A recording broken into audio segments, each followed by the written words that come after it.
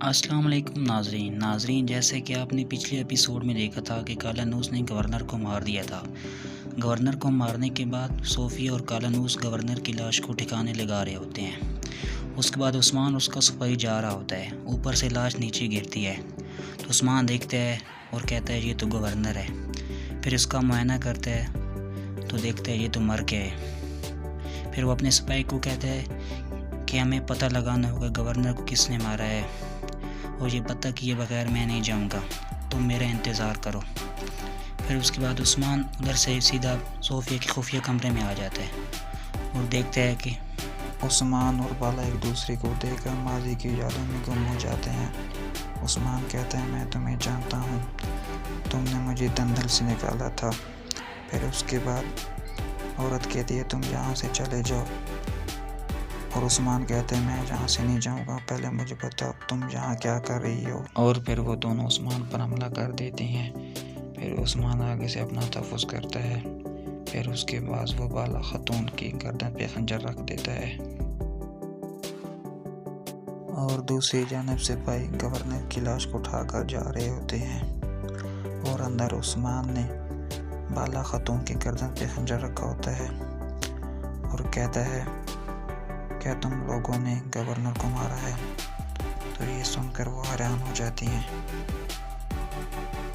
और पीछे से बूढ़ा आदमी उस्मान के सर पे कुछ चीज़ मारता है जिससे उस्मान बेहोश हो जाता है।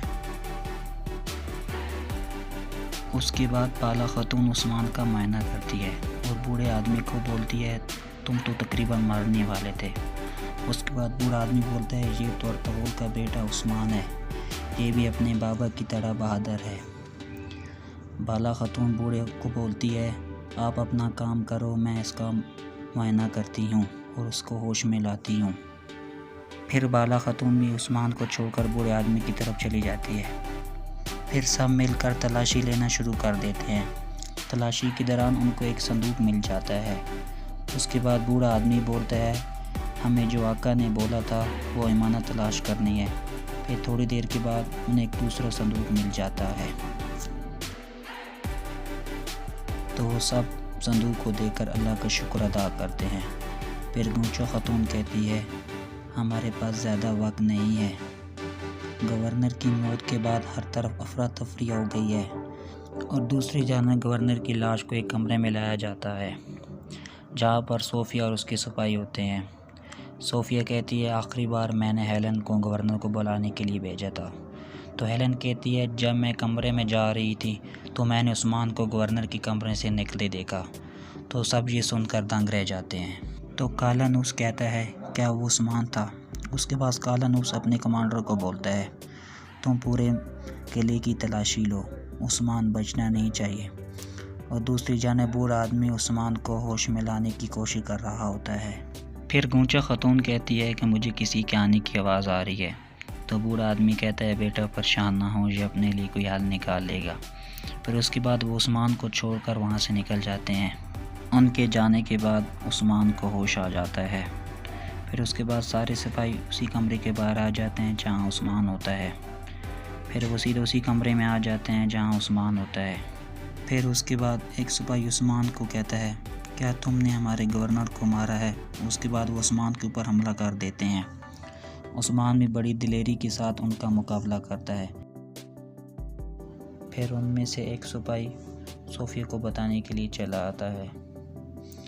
उसके बाद कालानूस और सोफिया गवर्नर की लाश के पास बैठे होते हैं। कालानूस सोफिया को कहता है मैं तुम्हारे साथ वादा करता हूँ, मैं उस्मान को तलाश कर लूँगा। फिर उसके बाद एक सिपाही कमरे में आता है और कहता है कि उस्मान को मैंने सोफिया के कमरे में देखा है। तो हेलन सोफिया को कहती है उस्मान उस कमरे में क्या कर रहा है। फिर उसके बाद सोफिया कहती है उसमें से कीमती इमारतें पड़ी थी। उस्मान बड़ी बहादुरी के साथ तमाम सिपाहियों का काम तमाम कर देता है। फिर उसके बाद कालानूस आ जाता है, वो कहता है तुमने हमारे गवर्नर को मारा है। आगे उस्मान कहता है गवर्नर को मारने वाला हम में से कोई है और वो बहुत मासूम बन रहा है। फिर उसके बाद कालानूस उस्मान पर हमला कर देते हैं। आगे से उस्मान भी जवाबी कार्रवाई करता है। फिर उसके बाद उस्मान के हाथ से तलवार नीचे गिर जाती है, और फिर उस्मान उसको हाथों के साथ मारता है। और फिर एक ज़ोरदार थप्पड़ कालानूस को मारता है, जिससे कालानूस नीचे गिर जाता है। और फिर सिपाही उसी कमरे में आ जाते हैं। फिर उसके बाद उस्मान अपनी जान बचाकर अपने साथी के पास पहुंच जाता है और उसके साथी उसको पानी देते हैं। और उस्मान उनको बताता है कि गवर्नर की मौत हो गई और उसकी मौत का ज़िम्मेदार मुझे ठहरा रहे हैं, तो इसके लिए हमें एक मखसूस जगह तलाश करनी होगी। और दूसरी जाना महल खातून और सोफिया उस मखसूस कमरे में आती हैं और देखते हैं कि तमाम सामान बिखरा होता है। और फिर सोफिया बक्से को खोलती है तो उसमें कोई चीज़ नहीं होती और एलन को कहती है कि वो सारी कीमती चीज़ें ले गए हैं। तो सोफिया एलन को कहती है कि तुम फ़ौरन आकर जनीस को इतला दो। तो आगे से एलन कहती है वो हमसे इसकी कीमत लेगा। गूंचा खातून और बूढ़े कमरे में होते हैं। फिर बाला आ जाती है तो गूंचा खातून कहते हैं हमें किसी ने नहीं देखा। तो बूढ़ा आदमी कहता है कल आपने रवाना होना है। और फिर उस्मान और उसके सिपाही एक जगह आ जाते हैं। तो बुरहान उस्मान को कहता है क्या तुम्हें पता है कि गवर्नर को किसने मारा है? तो उस्मान कहता है मुझे नहीं पता, और जिसने मारा है वो उसका कोई करीबी है। उस्मान कहता है वो गवर्नर को इसलिए मारेगा क्योंकि उसने हमारे साथ ताउन किया है। तो उस्मान कहता है वो अमन को ख़त्म करके दोबारा जान चाहते हैं। तो आगे से बुरहान कहता है हमें कबीले इतला देनी पड़ेगी। उस्मान कहता है इसकी कोई ज़रूरत नहीं, मुझे काम पहले से कालानूस ने कर दिया। उस्मान कहते हैं अगर हम उस औरत को तलाश कर ले तो हम गवर्नर के कत्ल को तलाश कर लेंगे। दूसरी जानिब कालानूस सोफिया के पास आकर कहता है कि उस्मान भाग गया है। तो सोफिया कहती है अगर हमने उस्मान को तलाश ना किया तो हमारा जीना आराम कर देगा। और सोफिया कहती है हमें उस्मान के किसी खूनी रिश्ते को तलाश करना होगा। और कहती है हम दमदार साहब से एक अमानत लेंगे, वो उस्मान को सामने लाएगी। और उधर काई कबीले में कुंतूज दमदार साहब के पास आकर कहते हैं कि हमने उस्मान को हर जगह तलाश किया पर वो नहीं मिला। और दमदार साहब कहता है पता नहीं उस्मान हमारे साथ क्या करने वाला है। और जोरा खातून कहती है हमें अर्तुगरुल साहब को बताना होगा और उनको एक ख़त लिखना होगा। और आइकुल कहती है अगर अर्तुगरुल साहब कबीले आ गए और उन्होंने उस्मान के बारे में पूछा तो उसको हम क्या जवाब देंगे। और फिर बमसी आ जाता है और वो पूछता है काफ़ी टाइम हो गया मैंने उस्मान को नहीं देखा। तो आगे से फतूका कहता है ये हम आपसे पूछने वाले थे। तो बमसी कहते हैं कबीले का सरदार मैं नहीं दमदार साहब हैं, इनको पता होना चाहिए। अगर उस्मान को कुछ हो गया तो अर्तुगरुल साहब को हम क्या जवाब देंगे। और बमसी के जाने के बाद दमदार साहब कहते हैं सिपाहियों को उस्मान के पीछे भेजो और उस्मान को तलाश किए बगैर ना आए।